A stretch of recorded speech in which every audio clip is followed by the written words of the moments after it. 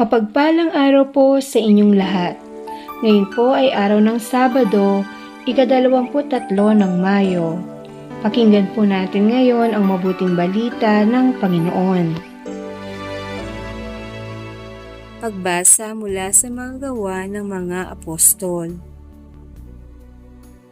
Pagdating namin sa Roma, si Pablo ay pinahintulutang umupa ng sariling tirahan kasama ang isang kawal na pinakatanod niya. Makaraan ng 3 araw, inanyayahan ni Pablo sa isang pulong ang mga pangunaing Hudyo sa lungsod.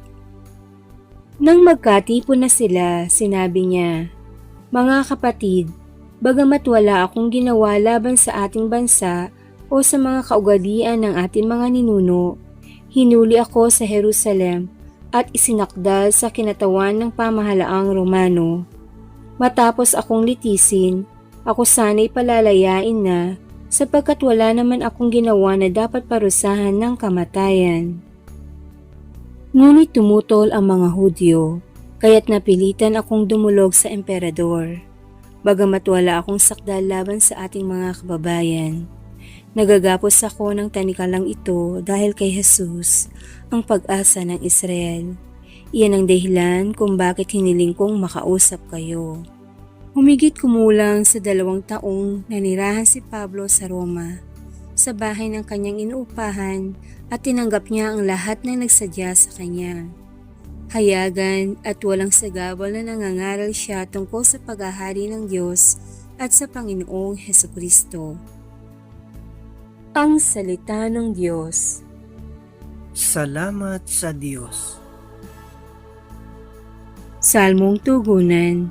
Poon, ang mga mabuti ay kapiling mo parati. Ang Panginoong Diyos ay matatagpuan sa banal na templo, at doon naman sa mataas na langit naroon ang trono, at magbuhat doon ay pinagmamasdan ang lahat ng tao. Walang maliligid, anuman ang gawin ng lahat ng ito. Poon, ang mga mabuti ay kapiling mo parati. Lahat ng mabuti pati ang masama ay sinisiyasat. Namumuhing lubos siya sa sawail na wala ng batas. Ang poon ay tapat, sa gawang mabuti siya'y nalulugod, at sa piling niya mabubuhay silang sa kanya'y sumunod. Poon, ang mga mabuti ay kapiling mo parati. Aleluya, aleluya.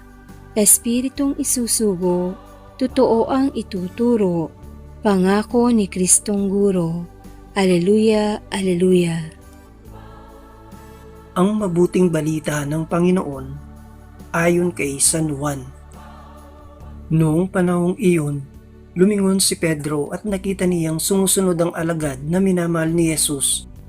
Yaong humilig sa dibdib ni Jesus nang sila'y naghahapunan at nagtanong, "Panginoon, sino po ang magkakanulo sa inyo?"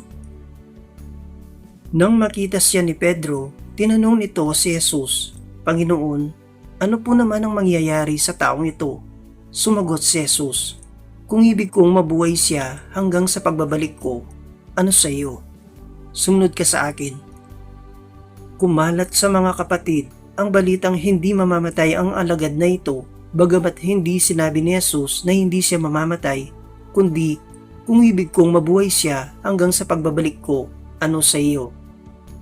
Ito nga ang alagad na nagpapatotoo tungkol sa mga bagay na ito. Siya rin ang sumulat ng mga ito at alam naming tunay ang kanyang patotoo. At marami pang ginawa si Jesus na kung susulating lahat, inaakala kong hindi magkakasya kahit sa buong daigdig ang mga aklat na masusulat. Ang mabuting balita ng Panginoon. Pinupuri ka namin, Panginoong Hesukristo.